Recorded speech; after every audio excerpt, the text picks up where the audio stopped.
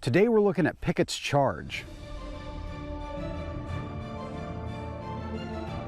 Hello, welcome to the Daily Bellringer. Please don't forget to subscribe and take a look at the questions down in the description. Also, don't forget to check out dailybellringer.com where you'll find more resources that go with many of the Bellringer videos. Pickett's charge was a defining moment in the American Civil War, taking place on July 3, 1863, on the final day of fighting here at the Battle of Gettysburg.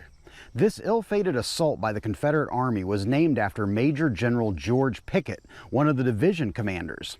The charge was part of General Robert E. Lee's strategy to break the Union lines and achieve a decisive victory. However, it ended in a disastrous defeat for the Confederates and marked a turning point in the war. The Battle of Gettysburg began on July 1, 1863, and lasted for 3 days. It was one of the bloodiest battles in American history.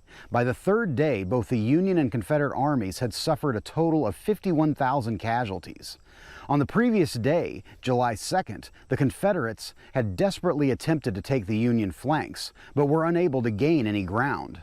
By the third day, General Lee, commanding the Confederate Army of Northern Virginia, believed that a direct attack on the center of the Union line would break their defenses and win the battle. Fellow Confederate General James Longstreet urged Lee not to move forward with the attack, arguing that it would be devastating to the Confederates.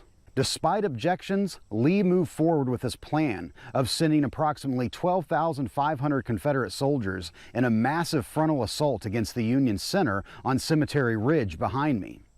This area was held by the Army of the Potomac, commanded by Major General George Meade. Lee hoped that this bold move would surprise the Union forces and create a gap that his troops could then exploit.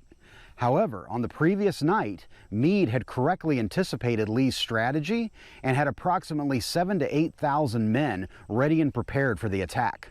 Around 1 in the afternoon, the assault began with a massive artillery bombardment intended to weaken the Union defenses. For 2 hours, the deafening bombardment continued. Over 130 Confederate cannons fired on the Union lines, making it the largest single artillery attack of the war. However, the bombardment was largely ineffective.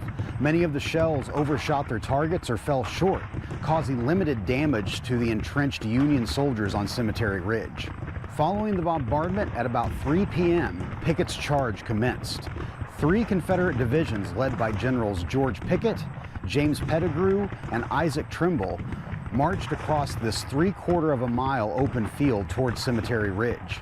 Approximately 13,000 Confederates arrayed in a 1-mile wide formation slowly marched towards the Union position.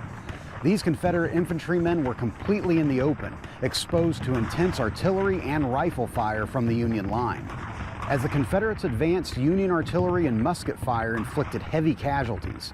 Despite the heavy fire, the Confederate troops continued their advance.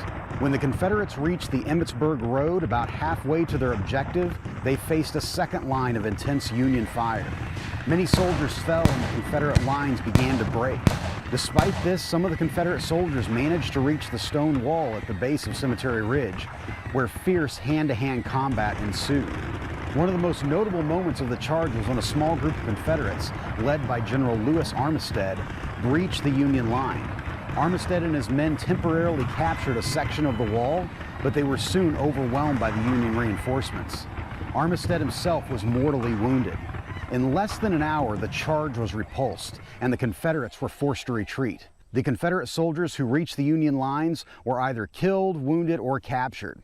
Of the 13,000 men who participated in the charge, half, or around 6,500, were casualties. Of the Union troops defending the center of the Union line, there were only about 1,500 casualties. General Lee found General Pickett after the attack and asked him where his division was, to which he famously replied, "I have no division." Pickett was inconsolable after the failed attack, and it is said that he never forgave Lee for ordering the assault.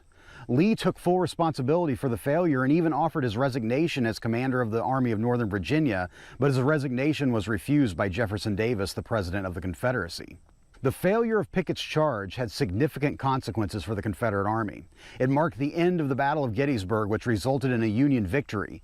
The defeat was a major blow to the Confederate morale and weakened Lee's army, which retreated back to Virginia. The battle, and particularly Pickett's charge, is often considered a turning point in the Civil War because it ended Lee's invasion of the North and gave the Union a strategic advantage. So with that, hopefully you learned something, and thanks for watching.